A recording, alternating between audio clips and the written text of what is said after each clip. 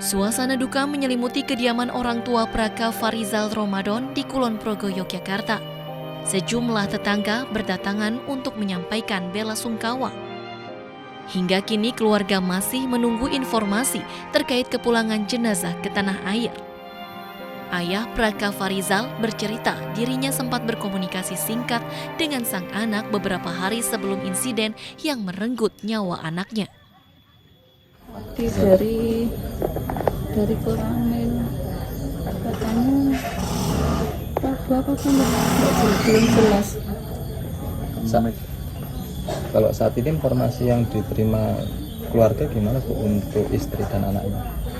Tadi malam itu video call kan, saya nanyakan cucu, terus pulangnya kapan, katanya nunggu tiket. Tiketnya kan kemarin belum dapat gitu. Sebelumnya, Praka Farizal gugur ketika bertugas di Lebanon sebagai pasukan penjaga perdamaian PBB atau UNIFIL di Lebanon akibat terkena serangan Israel.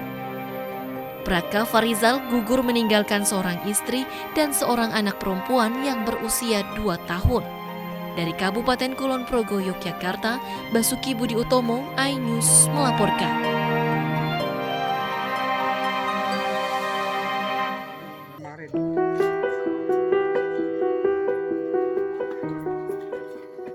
Para pelayat berdatangan ke kediaman almarhum Sertu Muhammad Nur Ikhwan, salah satunya rombongan Bupati, Wakil Bupati, Ketua DPRD dan Dandim Magelang.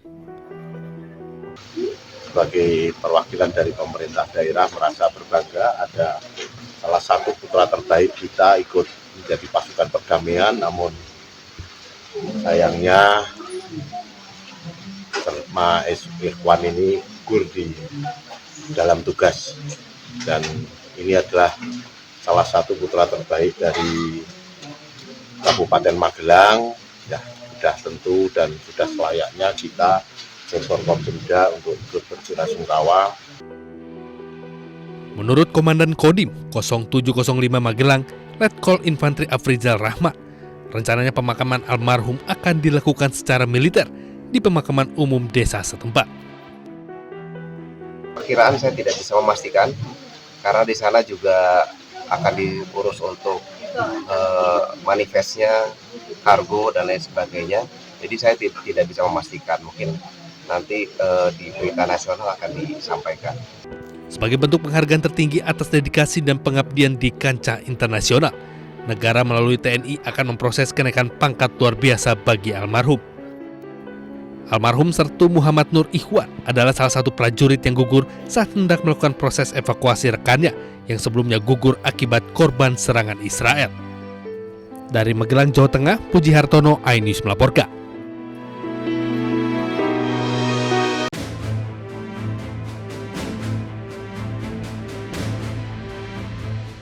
Tiga prajurit TNI yang bertugas sebagai pasukan penjaga perdamaian PBB di Lebanon gugur dalam serangan yang terjadi dalam 2 hari terakhir. Satu prajurit TNI gugur pada hari Minggu di Taib, sementara 2 prajurit TNI lainnya gugur pada serangan kedua Senin pagi di Bani Hayan setelah ledakan menghantam konvoi logistik pasukan penjaga perdamaian PBB. Wakil Sekretaris Jenderal PBB untuk Operasi Perdamaian Zeng Pierre Lacroix menyatakan bahwa UNIFIL telah melakukan penyelidikan untuk mengetahui secara pasti penyebab kejadian tragis tersebut. This morning, 2 Indonesian peacekeepers lost their lives in an explosion that hit a UNIFIL logistic convoy, destroying their vehicle near Bani Hayan in Sector East. 2 more peacekeepers were injured, one seriously. Zeng juga menambahkan serangan yang disengaja terhadap penjaga perdamaian merupakan pelanggaran berat terhadap hukum humaniter internasional dan resolusi Dewan Keamanan PBB yang dapat dikategorikan sebagai kejahatan perang.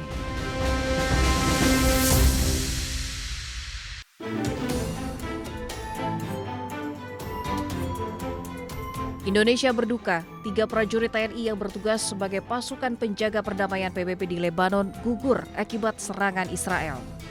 Selain itu, 2 prajurit lainnya juga dilaporkan mengalami luka berat. Menteri Luar Negeri Sugiono meminta Unifil menginvestigasi penuh insiden ini dan meminta semua pihak untuk melakukan deeskalasi. Kami menugaskan kepada kedutaan besar kita yang ada di Beirut untuk terus memonitor perkembangan prajurit kita, kemudian meminta investigasi penuh dari Unifil untuk bisa menemukan sumber dari insiden ini, dan sekali lagi meminta kepada semua pihak untuk melakukan deeskalasi. Sementara itu, Wakil Ketua Komisi 1 DPR RI mengatakan penempatan prajurit TNI di wilayah konflik harus segera dihentikan jika dirasa tidak aman dan bahkan mengancam keselamatan. Turut belasungkawa yang amat mendalam atas meninggalnya prajurit TNI kita akibat sebuah serangan misil yang ditujukan kepada Hezbollah, akan tapi terkena kepada markas kita dan mengakibatkan tewasnya satu prajurit kita, dan juga infonya ada setidaknya 1 orang lagi terluka berat.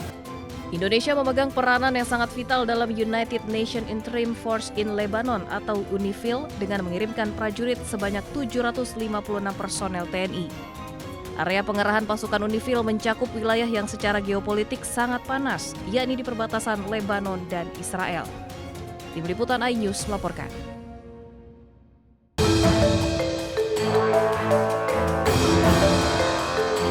Tewasnya para pasukan penjaga perdamaian, termasuk 3 orang dari Indonesia, membuat PBB angkat bicara.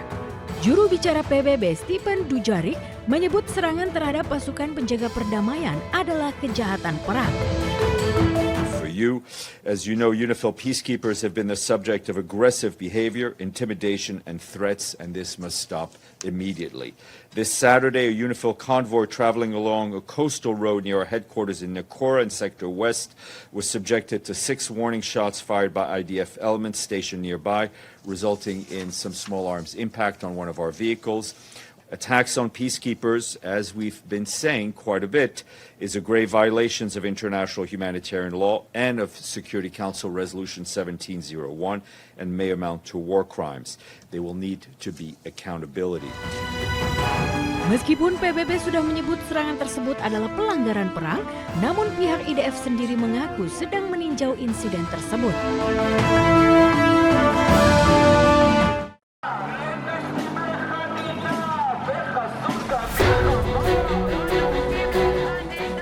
Para demonstran berkumpul di Tel Aviv, Israel pada hari Senin berunjuk rasa menentang operasi militer Israel terhadap Iran dan Lebanon. Mereka menuntut agar perang di Timur Tengah segera dihentikan dan pengiriman anak-anak mereka ke medan perang juga dihentikan.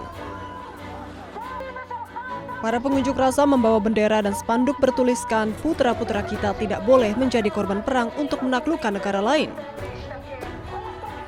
Mereka juga menyebut Perdana Menteri Israel Benjamin Netanyahu mencuri masa depan mereka dengan perang yang tak berkesudahan. Protes ini terjadi di tengah meningkatnya eskalasi regional menyusul ketegangan di Timur Tengah.